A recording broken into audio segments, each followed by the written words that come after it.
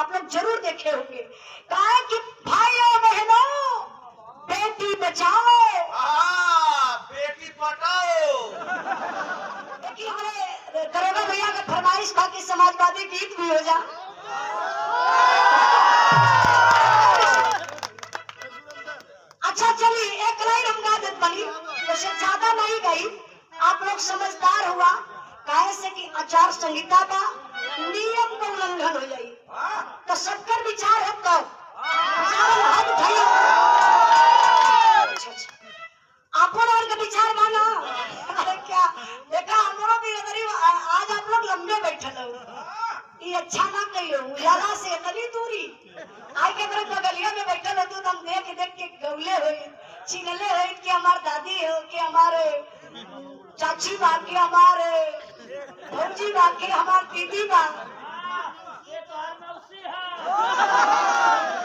हाँ कोनो बात नहीं बा जहाँ यही रे तो पाला बिका जला वहाँ रिश्तेदारी लोग जोड़ी लेना आई तो हमारे क्षेत्र से वहाँ से भरती है यहाँ से भरती है कहीं लाओ एक समाजवादी गीत के फरमाइश बा तो झटके में आप लोग सुन ले रही है को हम समाजवादी गीत कहने बनी जो हमारा चैनल पर बा उजाला यादव ऑफिशियल पर दौड़े सपा के साइकिलिया घरे घरे एक लाइन में बैठे बजाना एक लाइन बजाना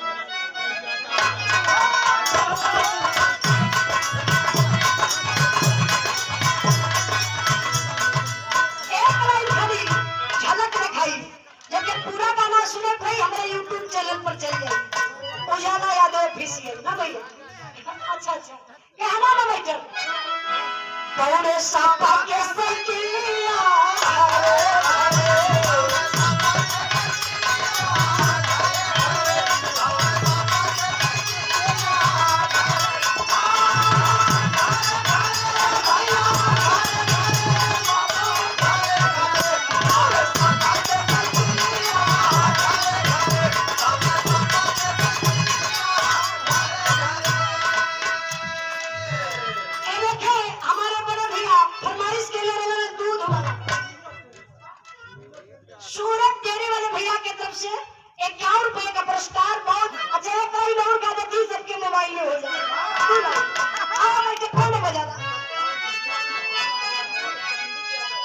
पंडित यादव जी समाजवादी पार्टी के आप नेता है 51 रुपए का पुरस्कार देके सम्मान किया भैया। दीपक यादव दीपक यादव जी की तरफ से 51 रुपए का पुरस्कार बहुत बहुत प्रणाम। आई माइकल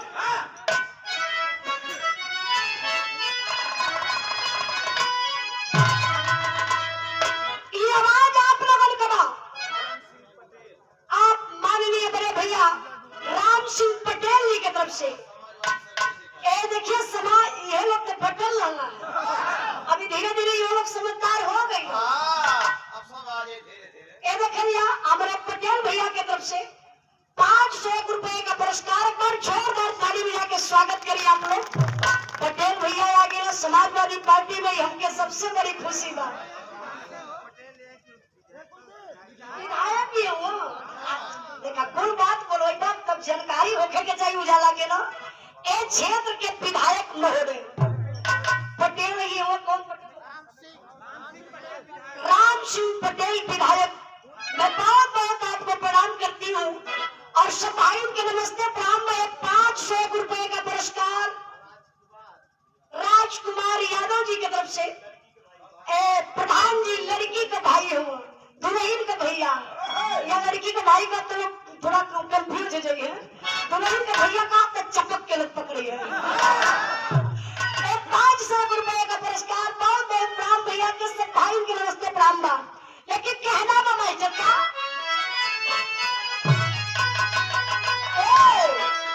साइकिल पे चढ़ के चढ़ना से भाई कैसे रवा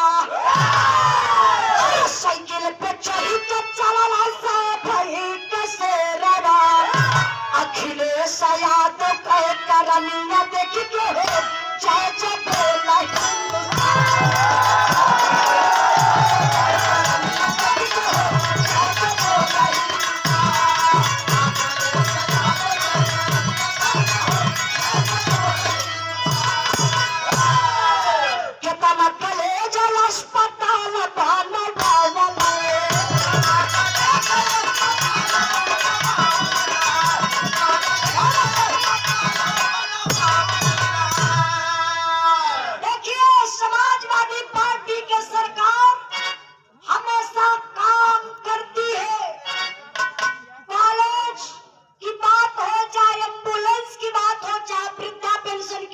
चाहे विधवा पेंशन की बात हो, चाहे कन्या विद्याधन की बात हो, चाहे बेरोजगारी की बात हो, वहाँ हमारे समाजवादी पार्टी की सरकार कदम हमेशा आगे बढ़ाती है।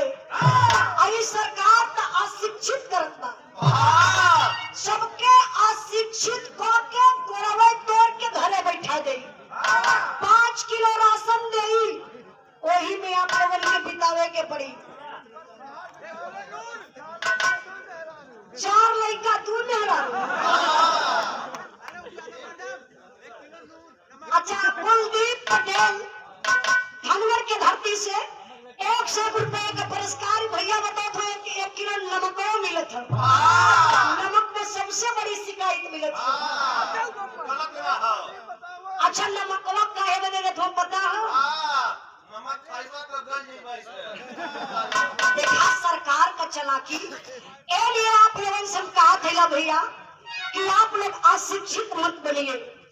अगर आपको शिक्षा चाहिए, रोजगार चाहिए, आपको विकास चाहिए, तो आप लोग साइकिल की बटन दबाना कभी मत भूलिएगा बाबू।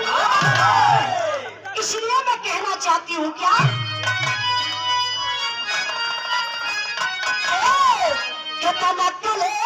अस्पताल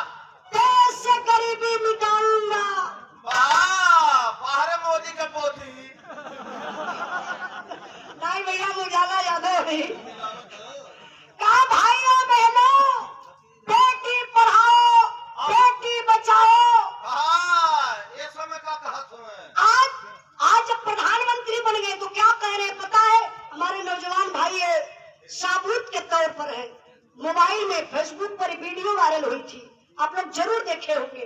कहा कि भाइयों बहन, हाँ कहा भाइयों बहनों बेटी बचाओ बेटी पटाओ।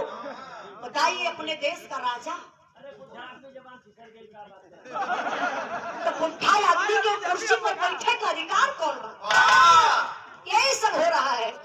लेकिन एक लाइन में कहना चाहती हूँ, ये देखिए ये धरती का सबसे झूठा इंसान अगर कहूँगा तो पता भाई साहब है इंद्रज भाई, ये धरती का झूठा इंसान सबसे बड़ा वो है कुर्सी पर बैठल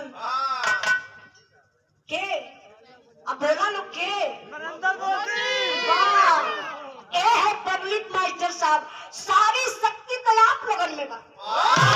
प्रधानमंत्री बात बुलावे कि शक्ति हमारा में बात, प्रधानमंत्री में शक्ति ना, शक्ति आप लोगों में बात। एक जोश आप लोगों में अगर आप लोग चाहेंगे, मैं पब्लिक को कह रही हूँ, अगर जिस दिन आप लोग चाह जाएंगे तो एक पीएम सीएम से आप लोग रोड पर कागज बनवा देंगे।